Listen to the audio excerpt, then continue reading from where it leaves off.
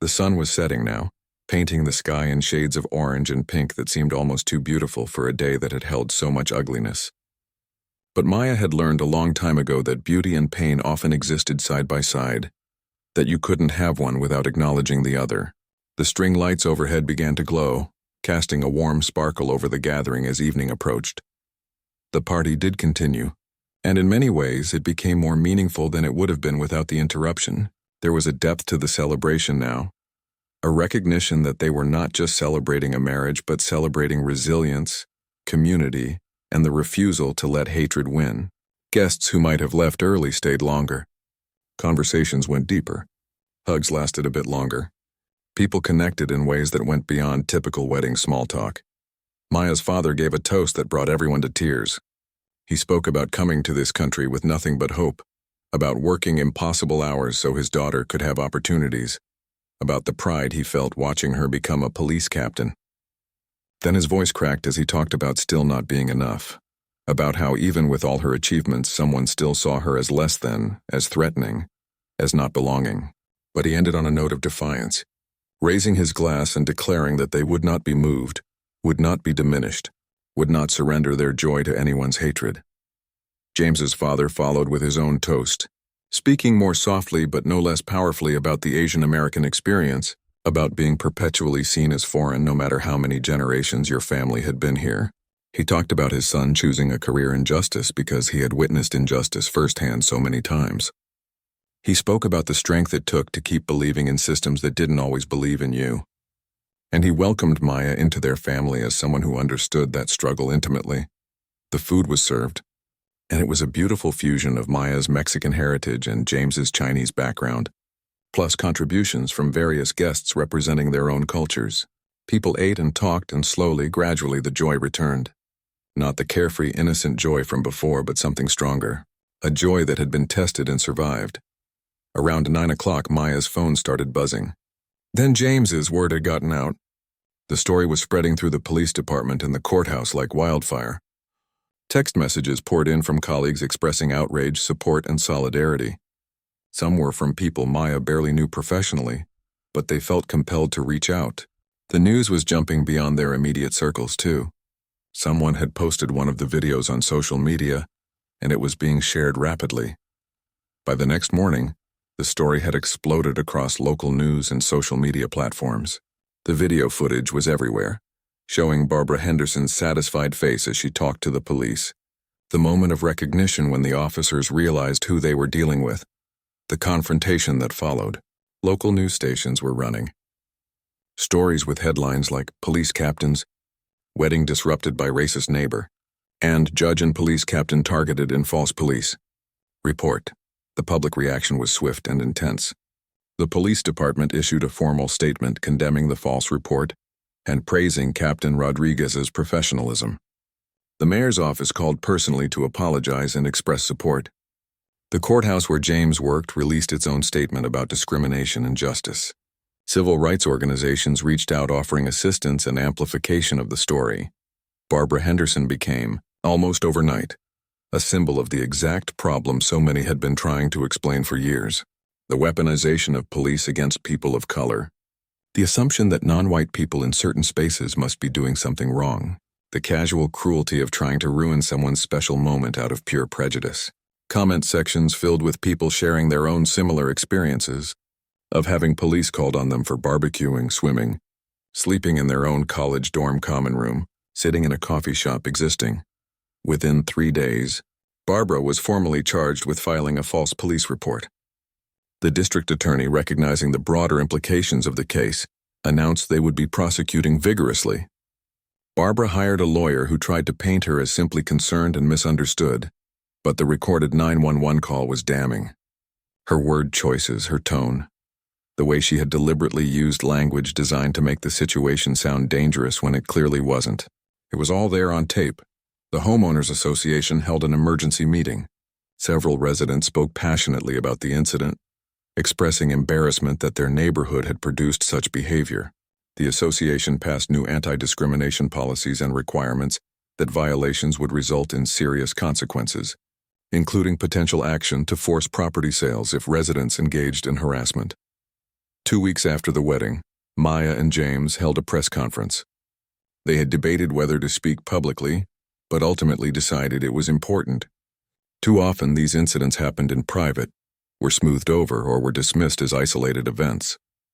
They wanted to use their positions to shine a light on a pattern. Maya spoke first, still choosing her words carefully but speaking from the heart.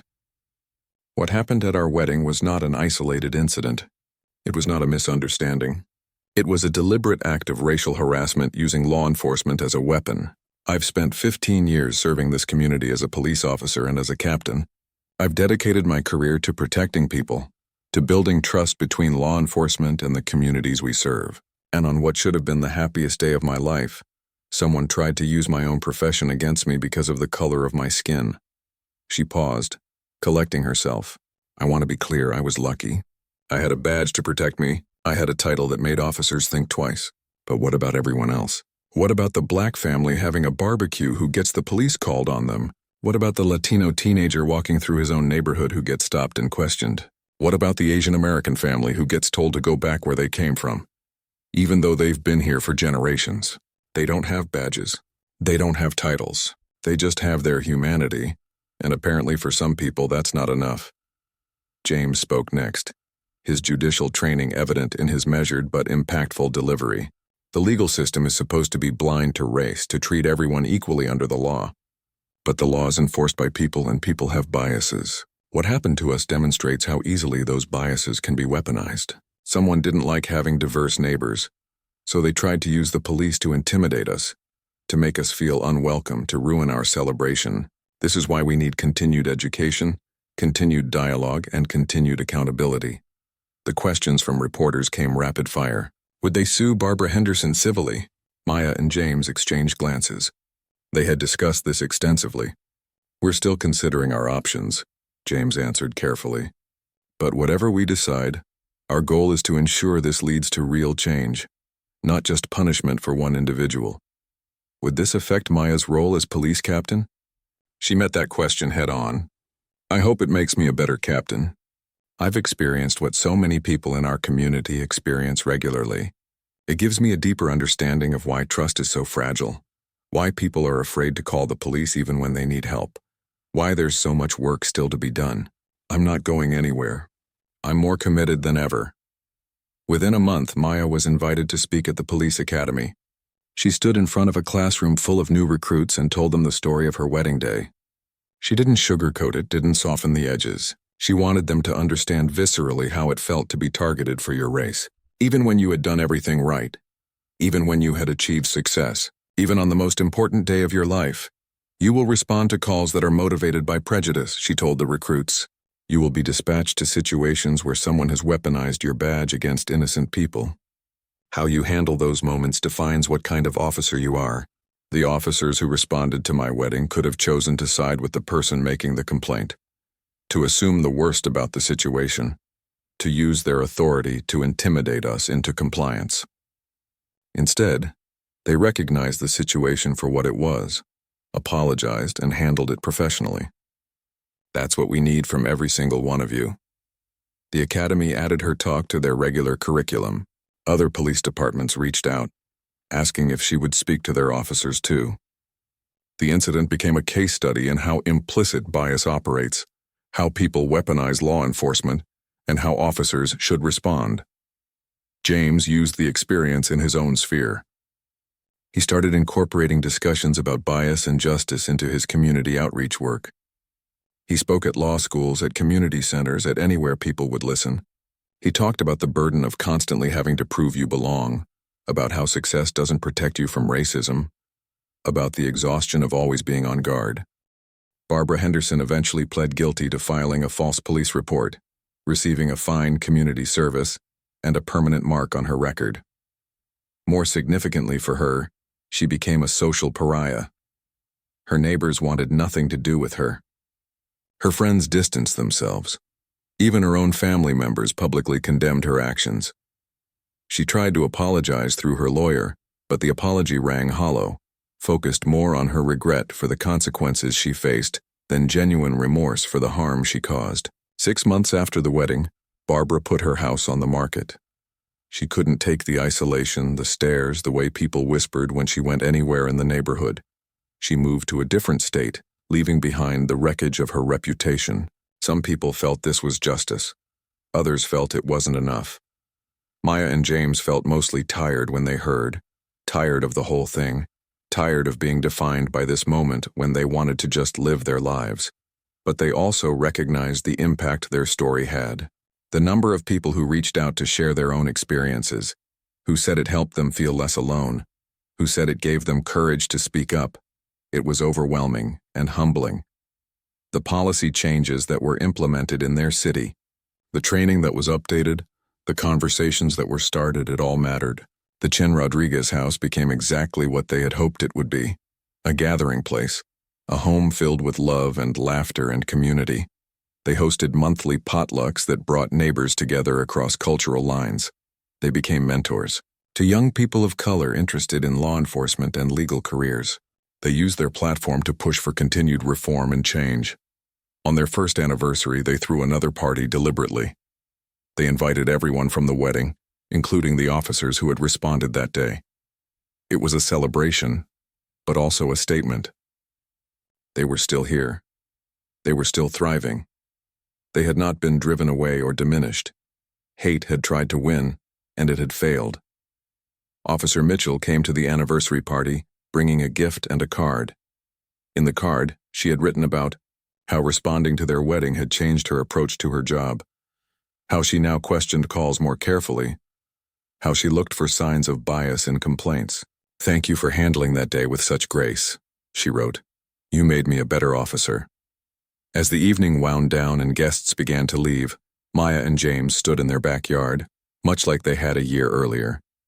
The string lights twinkled overhead. Music played softly. But this time there was peace. No flashing police lights, no confrontation, just love and community, and the hard-won joy of knowing they had survived something meant to break them and emerged stronger. "We did it," Maya said softly, leaning into James's embrace. "We did," he agreed, kissing the top of her head. "And we'll keep doing it, every day. That's the work." And it was work. The work of building a life where they belonged, where everyone belonged, where diversity wasn't just tolerated but celebrated. It was work that would never be finished, but it was work worth doing.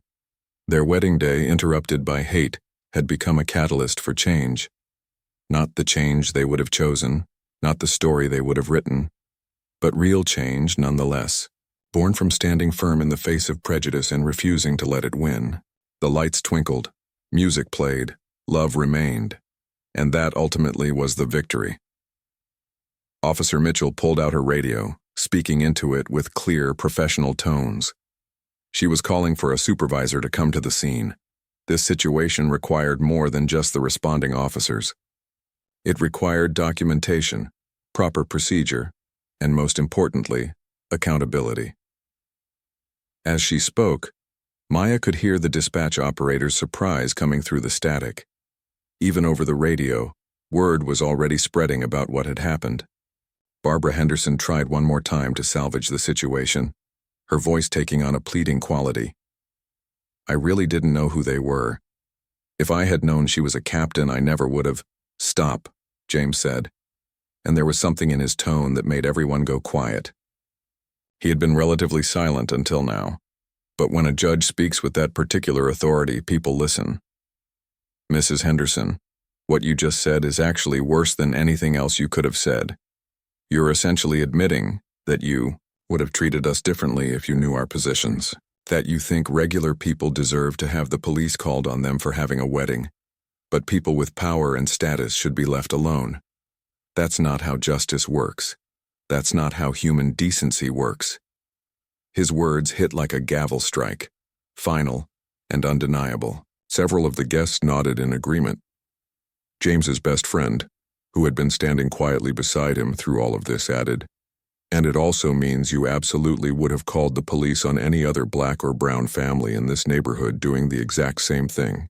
You've just admitted to selective enforcement based on race." Barbara's mouth opened and closed, but no words came out. She had just admitted to exactly what everyone already knew. but saying it out loud made it undeniable. There was no walking it back, no spinning it into something else. The truth was laid bare for everyone to see. A car pulled up and a sergeant stepped out. Sergeant Wilson was a 20-year veteran with silver hair and a reputation for being absolutely fair but brutally honest. He took one look at the scene, at Captain Rodriguez in her wedding dress, at the officers standing at attention, at Barbara Henderson looking cornered and desperate, and his face went through several expressions in quick succession. Confusion, recognition, anger, and finally, grim determination. He walked straight to Officer Mitchell. "Give me the situation report." Officer Mitchell laid it out in clear, concise terms. The call that came in, the language used, the response, the discovery of who the complainant had targeted. As she spoke, Sergeant Wilson's jaw got tighter and tighter. When she finished, he turned to look at Barbara with an expression that could have frozen fire. "Ma'am, I'm Sergeant Wilson. I need you to understand something. What you've done here is not just inappropriate, it's criminal. Filing a false police report is a misdemeanor in this state, punishable by fines and potentially jail time. But beyond the legal consequences, you've weaponized emergency services against innocent people based on their race. You've wasted resources that could have been used for actual emergencies, and you've attempted to use us law enforcement officers as tools of your prejudice. That's unacceptable." Barbara tried to interrupt, but Sergeant Wilson held up a hand. "I'm not finished. The call you made is recorded. Your statements to the responding officers are recorded on their body cameras. Multiple witnesses have contradicted your claims. You have no defense here. You will be cited for filing a false police report. Additionally, Captain Rodriguez and Judge Chen have every right to pursue civil action against you for harassment, emotional distress, and discrimination." The reality of her situation seemed to finally penetrate Barbara's defensive shell. Her face crumpled and she started crying. But they weren't tears of genuine remorse. They were the tears of someone who had been caught, who was facing consequences, who realized that this time she couldn't charm or manipulate her way out of trouble. Maya had seen these tears before, usually from people who were upset about being held accountable, not about what they had actually done. "But I didn't mean. I was just trying to. I thought." Barbara stammered through her tears. "You thought what?" Maya finally spoke, her voice steady despite the emotion behind it. "You thought you could intimidate us into leaving? You thought you could ruin our wedding day? You thought we would be so humiliated that we'd move away? Let me tell you something, Barbara. We're not going anywhere. This is our home. We have every right to be here, and your hatred doesn't change that," James added. "And more than that, we're going to make sure this doesn't happen to anyone else. Not in this neighborhood, not in this city. What you've done today has consequences beyond just you and us. This is going to be a teaching moment." Sergeant Wilson nodded approvingly. He turned to Officer Mitchell. "I want full documentation of everything. Every statement, every recording, every witness account. This case is going to be reviewed at the highest levels, and I want it to be absolutely airtight." "Yes, sir," Officer Mitchell responded. She looked at Maya, and there was genuine regret in her eyes. "Captain, I know this doesn't fix anything, but I want you to know that we're going to handle this properly. You've taught us better than to let something like this slide." Maya nodded, acknowledging the words even though they couldn't erase what had happened. She looked around at her wedding guests, at the celebration that had been interrupted, at the joy that had been tainted. But she also saw something else. She saw people standing together. She saw neighbors who had witnessed everything and were ready to testify to the truth. She saw officers who were genuinely upset that their service had been abused this way. She saw her family and James's family, united in support and love despite this horrible intrusion. One of Maya's aunts, a fierce woman who had marched with Cesar Chavez back in the day, pushed forward. "You know what? We're not letting this ruin the wedding. Barbara Henderson tried to destroy this day, but she doesn't get to win. Officers, do what you need to do with her, but we're going to finish celebrating. Maya and James deserve that." A cheer went up from the guests, spontaneous and defiant. Maya felt tears prick her eyes again, but this time they were different tears. Tears of gratitude, of love, of determination. Her aunt was right. They could not let hate win. Sergeant Wilson smiled slightly. That's probably the best idea I've heard all day. We'll handle the paperwork and citations. You folks go ahead and enjoy your celebration. Captain Rodriguez, Judge Chen. You have my personal apology for this interruption, and you have my word that this matter will be dealt with seriously. Barbara was led away to one of the police cars, still crying, still trying to protest. No one was listening to her anymore. She had lost all credibility, all sympathy. The neighbors watched her go with expressions ranging from satisfaction to pity to disgust. Mrs. Johnson shook her head sadly. I've lived on this street for 30 years. I never thought I'd see something like this. Barbara, you've shamed us all. As the police car pulled away with Barbara inside, something shifted in the atmosphere. The tension that had been coiling tighter and tighter began to release. Guests started talking again, first in hushed tones, then more normally. Someone turned the music back on, softer at first, then gradually returning to celebration volume. The caterers, who had been standing frozen through the entire ordeal, resumed their work. Maya's mother approached her daughter, cupping her face in both hands. Mi amor, are you okay? Maya leaned into her mother's touch, drawing strength from it like she had her entire life. I'm okay, Mama. I'm angry and hurt, but I'm okay. We're okay. She reached for James, pulling him close. The three of them stood together for a moment, a small island of family in the chaos. Officer Mitchell approached one more time before leaving. Captain, for what it's worth, you handled that with more grace than I would have. You're a better person than most. She hesitated, then added, and you looked beautiful up there saying your vows. I'm sorry we interrupted it. Maya managed a small smile. Thank you, Mitchell. And thank you for handling this professionally. I know it wasn't easy. The officers departed, leaving just the wedding guests and the fading afternoon light. Maya looked at James, really looked at him. Her husband. They had been married for maybe an hour, and already their marriage had been tested by the same racism and hate they had been fighting their entire lives. But they were still standing, still together, still determined to build the life they wanted despite people like Barbara Henderson. So, James said, a slight smile tugging at his lips despite everything. Should we maybe finish this wedding reception? Maya laughed, and it felt good to laugh. It felt like reclaiming something that had been stolen. Yeah, let's do that. Let's celebrate anyway. Let's show everyone that love is stronger than hate, even when hate tries really, really hard. The officiant, who had been standing awkwardly to the side through the entire police interaction, came forward. If you want, we could redo the end of the ceremony. Give you that moment again without the interruption. Maya considered it, then shook her head. No, what happened happened. We can't erase it, and honestly, I don't want to pretend it didn't. This is part of our story now. The day we got married and someone tried to weaponize the police against us and we survived it. We stood up. We didn't back down. That's worth remembering. Officer Mitchell removed her hat completely, holding it against her chest in a gesture of deep respect. The weight of what had just happened was written all over her face. She had been on the force for 12 years, had worked hundreds of calls, but this was something entirely different. She had just responded to a racially motivated false report against her own precinct captain, at the captain's wedding. The absurdity and horror of it was almost too much to process. Maya stood there in her wedding dress, and for a moment, she let herself just feel everything. The anger at having this day interrupted. The hurt that someone had hated them enough to do this. The exhaustion of always having to prove they belonged. Even on what should have been the happiest day of their lives. But underneath all of that was something else. Something that came from years of dealing with exactly these kinds of situations. She knew how to handle this. Officer Thompson looked like he wanted the earth to swallow him whole. He turned to his partner with an expression of complete mortification. Mitchell, we should have, He couldn't even finish a sentence. He turned back to the couple. Captain Rodriguez, Judge Chen, I am so deeply sorry. We were responding to a call, but that's no excuse. This should never have happened. The other two officers had moved closer now, and Maya recognized them both. Officer Bradley had been in her training class 2 years ago. Officer Kim was newer, maybe 8 months on the force.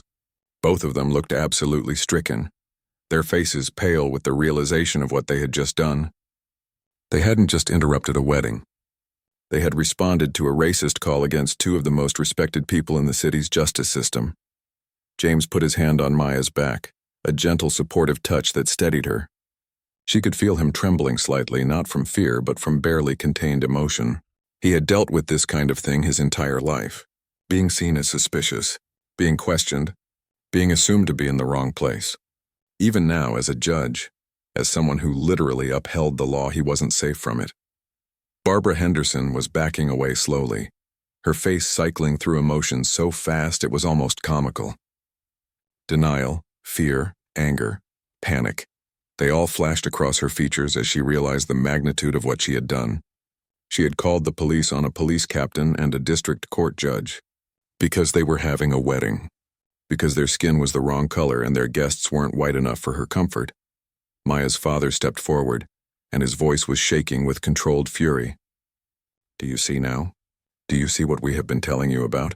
My daughter, a captain of police, a woman who has dedicated her life to serving this city, cannot even get married in her own home without someone calling the police on her. This is what we face. Every day, no matter what we achieve, no matter how hard we work, someone will always try to put us back in our place. Maya gently touched her father's arm. Papa, it's okay. But her voice wasn't okay. It was tight with emotion, with years of this same story playing out in different ways. Officer Mitchell turned to Barbara, and her expression had transformed from embarrassed respect to cold anger. Mrs. Henderson, do you understand what you've done? You filed a false police report. You deliberately misrepresented a situation to emergency services.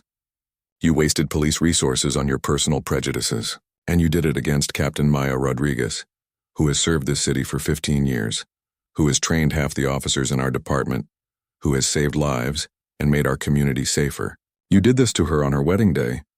Barbara tried to speak, her mouth working, but no coherent words came out. Finally, she managed, I didn't know who she was. That shouldn't matter. Officer Kim spoke up, surprising everyone.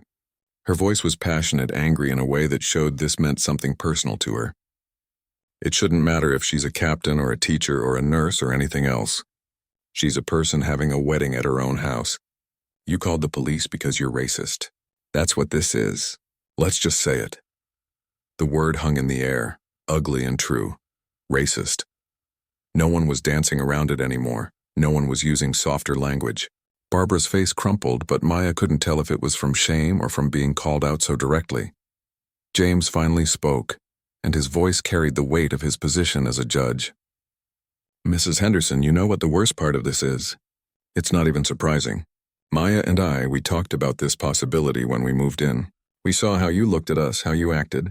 We knew someone might do something like this. We just hoped we were wrong. We hoped that maybe just this once we could just exist without someone trying to punish us for it. One of the guests, an older black man who had been friends with James's father for decades, spoke up. I've been watching this woman since I got here. She's been peeking through those curtains for hours, working herself up. This wasn't a spontaneous call. She planned this. She waited until the ceremony to maximize the disruption and humiliation. That's calculated malice. Several other guests murmured in agreement.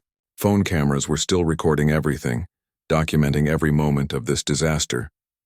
Mrs. Johnson from across the street had tears running down her face. Barbara, how could you? These are good people.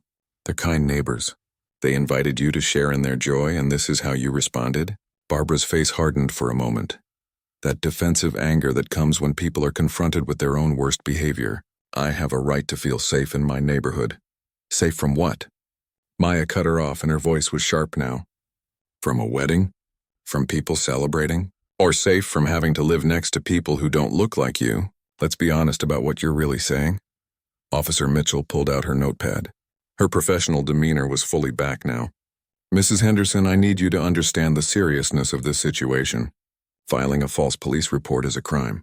You called 911 and made claims that were deliberately misleading. You said you felt threatened. You said there was suspicious activity.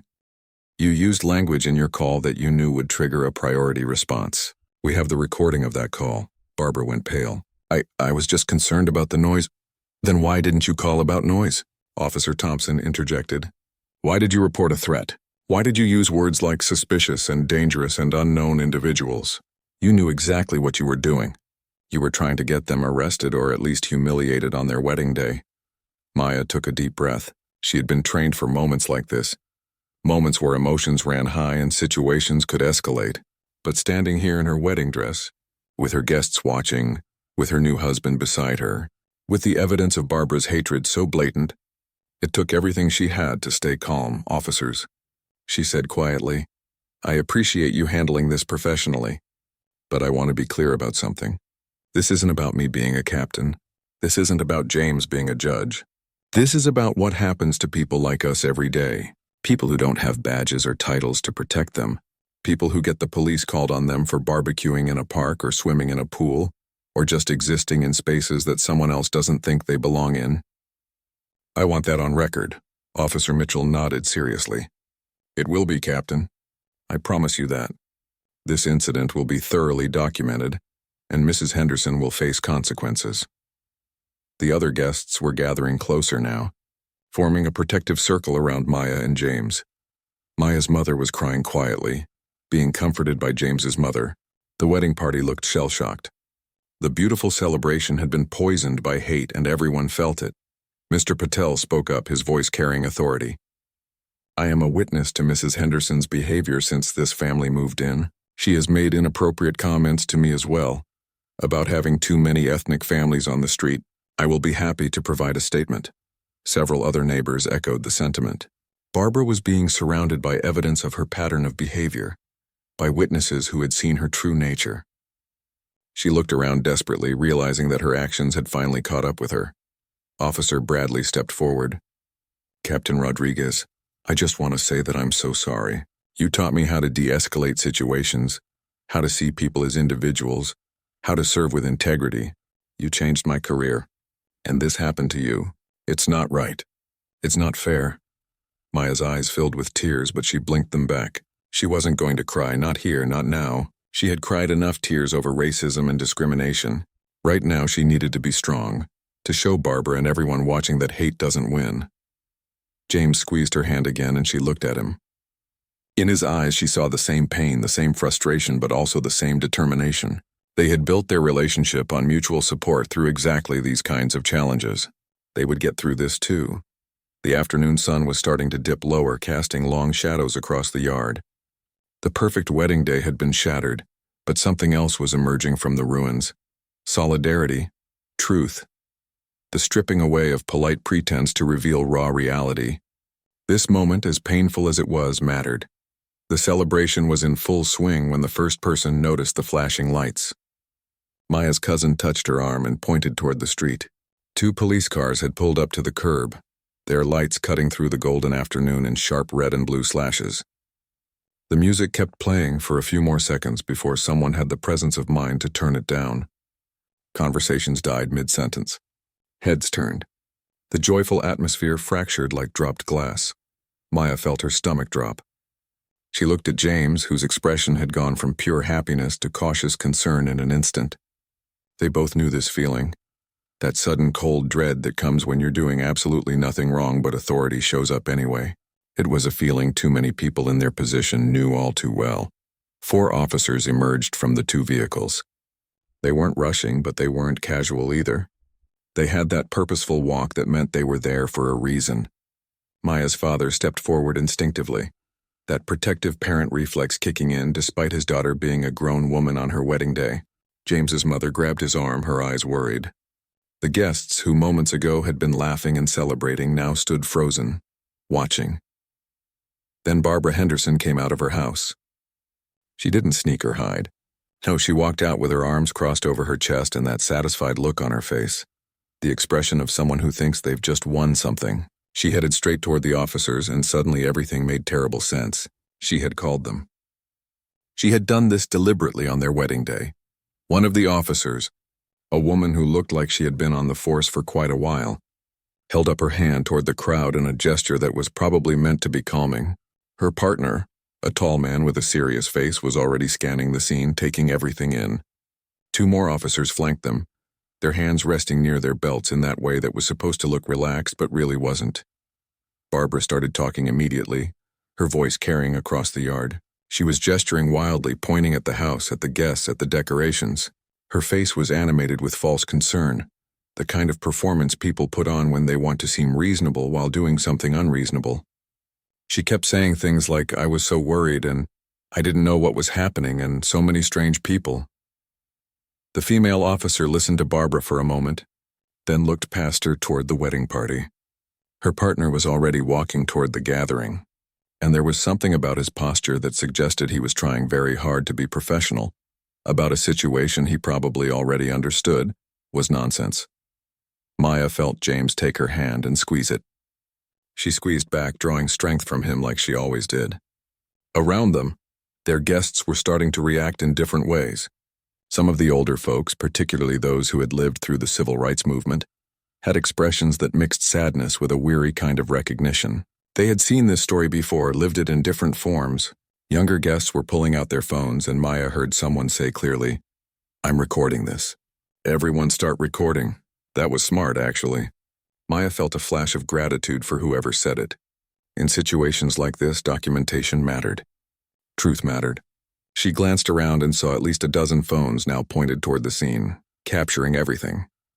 The tall male officer reached the edge of their gathering. Up close, Maya could see he was younger than she first thought, probably only a few years on the job. His nameplate read Officer Thompson. He cleared his throat and spoke in that neutral tone that officers are trained to use. "Good afternoon, folks. We received a call about a disturbance. Can someone tell me what's going on here?" Before Maya or James could respond, one of James's groomsmen stepped forward. He was a lawyer, sharp as they came, and his voice was calm but firm.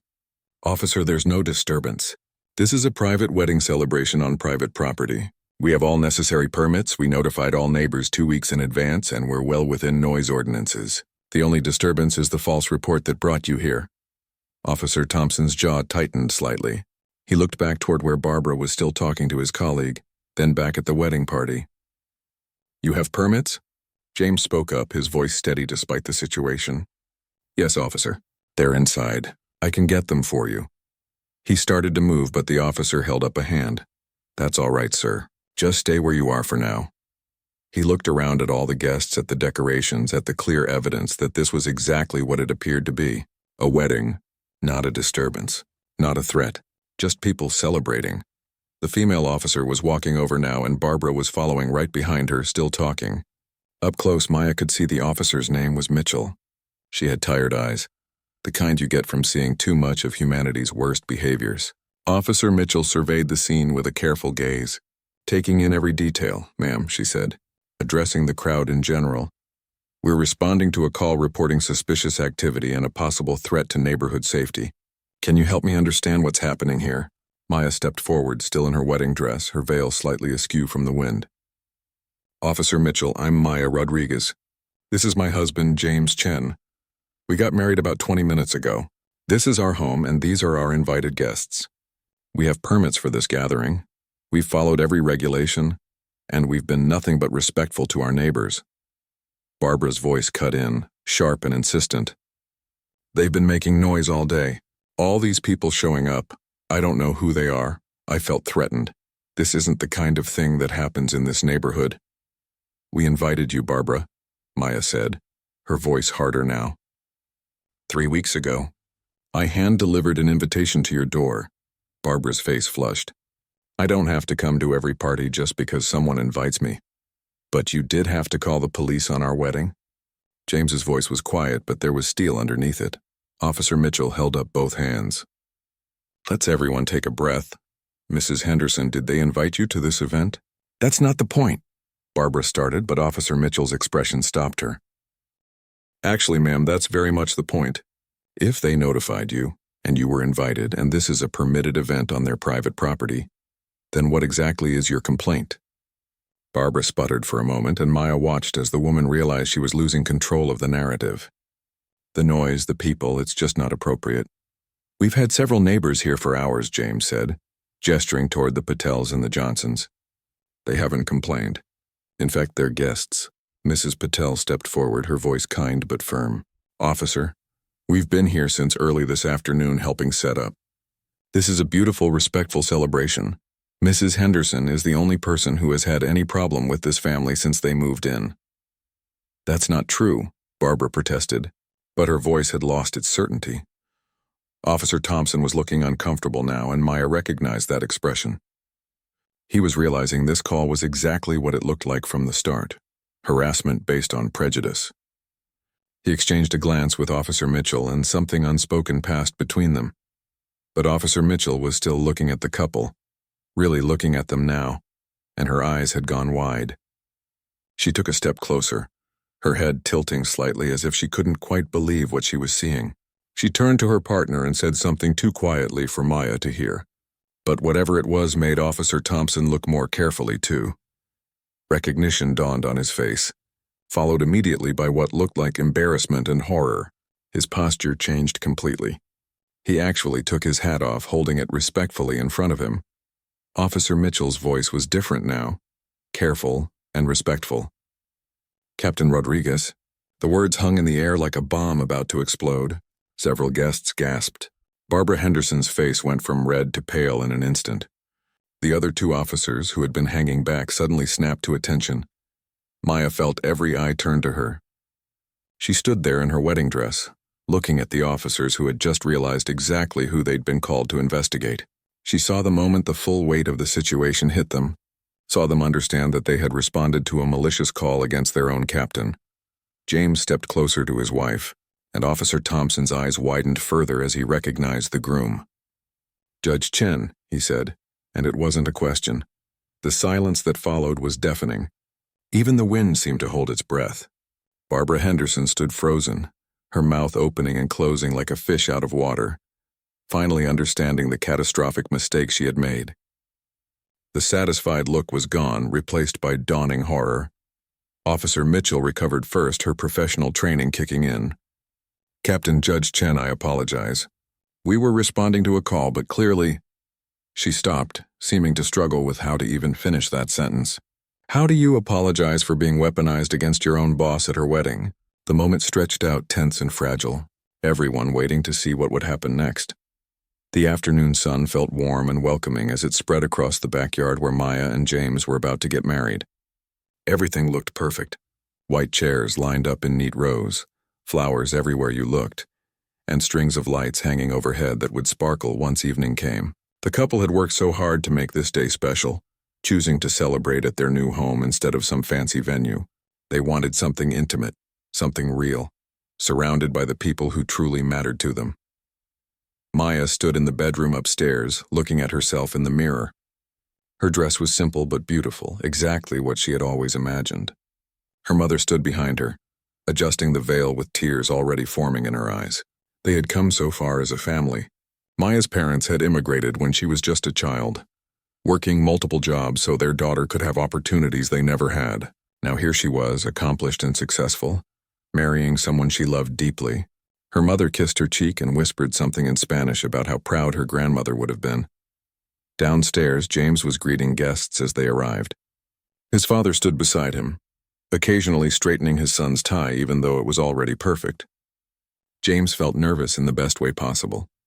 He had known Maya was the one from their very first conversation 5 years ago. They had met at a community center where both of them volunteered. While others saw volunteering as something to put on a resume, for James and Maya, it was about actually making a difference. That shared value had been the foundation of everything they built together. The guests started filling in, and it was beautiful to see. People of all backgrounds, ages, and stories coming together. Maya's extended family brought color and warmth, speaking in rapid Spanish mixed with English, hugging everyone like they were long-lost relatives. James's family, more reserved but equally loving, bowed respectfully to elders and made sure everyone had what they needed.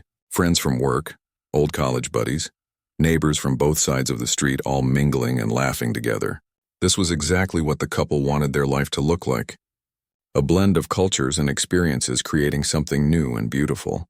The neighbors from the left side, the Patels, had come over early to help set up. They had been so welcoming when Maya and James first moved in 3 months ago, bringing over homemade food and offering to help however they could. The Johnsons from across the street arrived with their kids, who were already eyeing the dessert table with obvious intent. Even old Mr. Kim from 2 houses down made it, despite his bad knee, because he told James that good neighbors support each other's happiness. But one house remained completely dark and silent. The Henderson place next door on the right side. Barbara Henderson hadn't just declined the invitation, she had practically thrown it back at Maya, when she had personally delivered it 3 weeks ago. The woman's face had twisted into something ugly as she looked at the elegant invitation, and she had made some comment about property values and the wrong kind of people moving into the neighborhood. Maya had walked away from that interaction feeling sick to her stomach, but James reminded her that they couldn't let one bitter person ruin their joy. Since moving in, Barbara had made her feelings crystal clear. She never waved back when they greeted her. She complained about their car being parked slightly over the property line by an inch. She made pointed comments about yard decorations that were perfectly normal. Once she had actually called the homeowners association because Maya's mother had put out a small garden statue. The association had dismissed the complaint as ridiculous, but the message was received. Barbara Henderson did not want them there, and she wasn't subtle about why. Now, as the ceremony was about to begin, Maya tried to push thoughts of their unfriendly neighbor out of her mind. The officiant, a close friend from law school, was ready. The musicians began playing a beautiful fusion of traditional songs from both their cultures. Maya's younger cousin, serving as the ring bearer, looked adorable in his tiny suit even though he kept trying to peek inside the ring box. The flower girl, James's niece, took her job very seriously, carefully placing each petal exactly where she thought it should go. James stood at the altar they had built themselves, his best friend beside him. When Maya appeared at the entrance to the backyard, walking between her parents, James felt his eyes water. She was absolutely radiant. Every difficult day, every challenge, every moment of doubt about anything in his life suddenly made sense, because it had all led him here to this woman, this moment, this beginning of their shared future. Maya walked slowly, savoring every second. She saw the faces of people who had supported them, believed in them, cheered them on. Her favorite professor who had pushed her to pursue opportunities she thought were impossible. James's mentor who had guided him through the toughest parts of his career. Their friends who had stayed up late helping them move, paint walls, and plan this very day. She felt overwhelmed with gratitude. The vows began and there wasn't a dry eye in the crowd.